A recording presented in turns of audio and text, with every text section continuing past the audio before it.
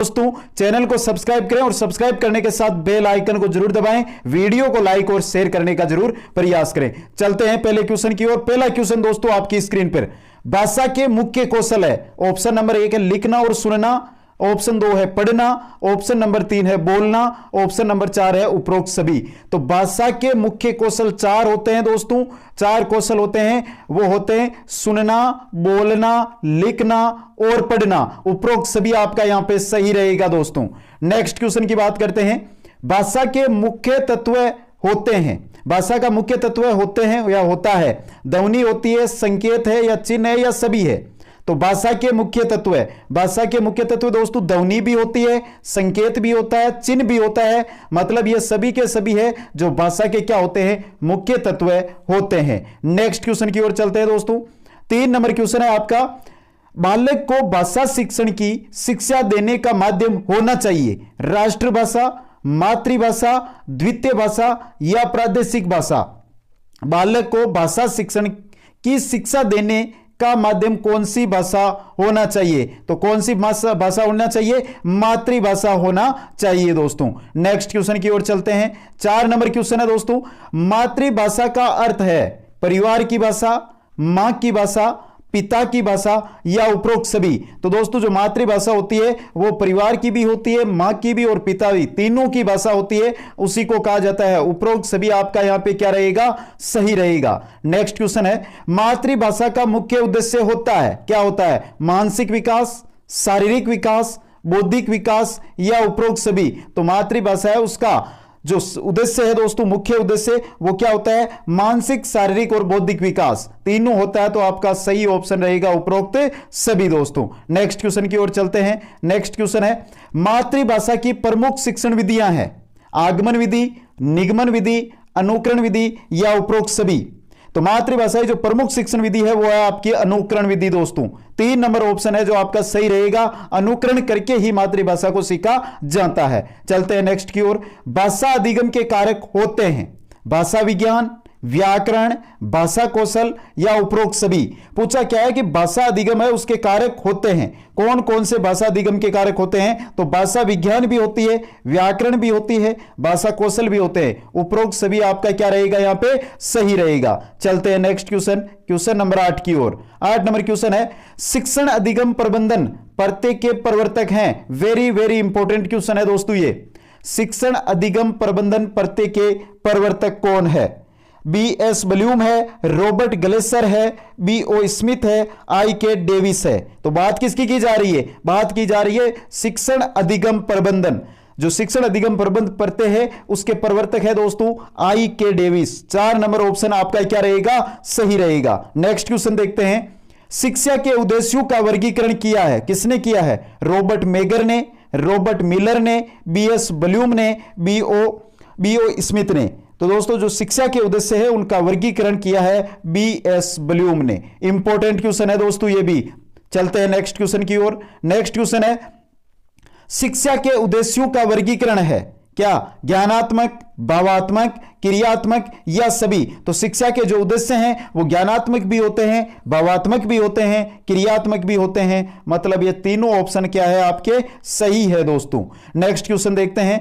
सूक्ष्म से स्थूल की ओर शिक्षण सूत्र की पालना किस विधि में स्पष्ट दिखाई देती है? आगमन विधि में, निगमन विधि में, पर्यवेक्षण विधि में या व्याख्या विधि में। सूक्ष्म से स्थूल की ओर, तो सूक्ष्म से अगर स्थूल की ओर जाते हैं तो वो आपकी कौन सी है? निगमन विधि है। अगर स्थूल से सूक्ष्म की बात की जाए, स्थूल से सूक्ष्म की, तो आपकी कौन सी होगी? आगमन विधि होगी दोस्तों। चलते हैं नेक्स्ट क्वेश्चन की ओर। प्रयोगशाला में कार्य करते समय विद्यार्थी किस विधि का अनुसरण करता है? अगर प्रयोगशाला में कार्य कर रहा है तो विद्यार्थी है वो किस विधि का अनुसरण करेगा? आगमन विधि का, निगमन विधि का, प्रदर्शन विधि का या प्रोजेक्ट विधि का। तो प्रयोगशाला में कार्य करते समय विद्यार्थी है वो आगमन विधि का क्या करता है? प्रयोग या अनुसरण करता है। नेक्स्ट क्वेश्चन की ओर चलते हैं। 13 नंबर का क्वेश्चन है दोस्तों, प्राथमिक कक्षाओं के विद्यार्थियों के लिए कौन सी विधि आपकी दृष्टि में उत्तम होगी? जो प्राथमिक कक्षाएं हैं उनके विद्यार्थियों के लिए कौन सी विधि आपकी नजर है उसकी आपकी नजर में सर्वश्रेष्ठ विधि है दोस्तों? व्याख्यान विधि है, समस्या समाधान विधि है, आगमन विधि है या निगमन विधि है? कौन सी विधि है दोस्तों? प्राथमिक कक्षाओं के लिए बहुत अच्छा दोस्तों आगमन विधि रहेगी। 3 नंबर ऑप्शन आपका सही रहेगा। नेक्स्ट क्वेश्चन में चलते हैं। गद्य साहित्य का मुख्य प्रकार या स्वरूप है सृजनात्मक गद्य, वर्णनात्मक गद्य, भावात्मक गद्य या उपरोक्त सभी। तो गद्य साहित्य का मुख्य प्रकार या स्वरूप होता है सृजनात्मक गद्य। 1 नंबर का ऑप्शन है जो आपका क्या रहेगा यहां पे सही रहेगा दोस्तों। चलते हैं नेक्स्ट क्वेश्चन की ओर। 15 नंबर का क्वेश्चन है। गद्य शिक्षण की मुख्य विधि होती है उद्बोधन विधि, प्रवचन विधि, स्पष्टीकरण विधि या उपरोक्त सभी। तो गद्य शिक्षण की जो मुख्य विधि है वो उद्बोधन विधि भी है आपकी, प्रवचन विधि भी है और स्पष्टीकरण विधि भी है। आपका 4 नंबर का ऑप्शन उपरोक्त सभी यहां पे क्या रहेगा सही रहेगा। माध्यमिक, नेक्स्ट क्वेश्चन देखते हैं। माध्यमिक स्तर पर गद्य शिक्षण की विधि प्रयोग में ली जाती है।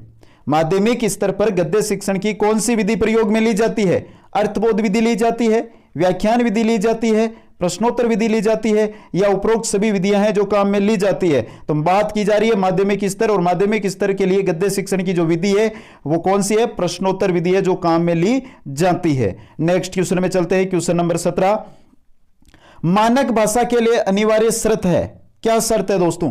व्याकरण सम्मत होना, वृहत समाज द्वारा उपयोग करना, शिक्षित वर्ग की प्रिय भाषा होना, उपरोक्त सभी। मानक भाषा के लिए अनिवार्य शर्त दोस्तों व्याकरण सम्मत होना, वृहत समाज द्वारा उपयोग करना और शिक्षित वर्ग की प्रिय भाषा होना। ये तीनों के तीनों शर्तें हैं वो अनिवार्य होती है मानक भाषा के लिए। 4 नंबर का ऑप्शन आपका क्या रहेगा? सही रहेगा। नेक्स्ट क्वेश्चन में चलते हैं। नेक्स्ट क्वेश्चन है दोस्तों 18 नंबर। राष्ट्रभाषा से तात्पर्य नहीं है। ऑप्शन है आपके देश में अधिकतर लोगों की भाषा, सरकारी कार्यों की भाषा, जनसामान्य की बोलचाल की भाषा, इनमें से कोई नहीं। तो राष्ट्रभाषा से तात्पर्य नहीं है कौन सा है जिसके अंदर राष्ट्रभाषा से संबंधित गलत दिया गया है? तो दोस्तों 2 नंबर ऑप्शन देखिए, सरकारी कार्यों की भाषा। तो सरकारी कार्यों की भाषा है वो हिंदी के अलावा आप अदर भाषा भी देख सकते हो, अंग्रेजी में भी इनको देख सकते हो। तो यहां पर आपका 2 नंबर ऑप्शन है जो सही रहेगा। राष्ट्रभाषा से के बारे में ये क्या है? गलत है। नेक्स्ट की ओर चलते हैं। 19 नंबर क्वेश्चन है। मातृभाषा को शिक्षा का केंद्र बिंदु माना जाता है क्योंकि यह संपूर्ण पाठ्यक्रम के केंद्र में स्थित रहती है, संपूर्ण समाज के केंद्र में रहती है, संपूर्ण विद्यालय जीवन का केंद्र है, संपूर्ण बालक जीवन के विकास के केंद्र है। तो मातृभाषा को जो है शिक्षा का केंद्र बिंदु माना जाता है क्योंकि संपूर्ण पाठ्यक्रम के केंद्र में स्थित रहती है। ये ऑप्शन नंबर 1 है जो आपका क्या रहेगा? सही रहेगा। नेक्स्ट क्वेश्चन में चलते हैं। 20 नंबर। व्याकरण शिक्षण की मुख्य विधि है आगमन विधि है, निगमन विधि है, आगमन निगमन विधि है या इनमें से कोई नहीं। तो व्याकरण शिक्षण की मुख्य विधि कौन सी है? आगमन निगमन विधि।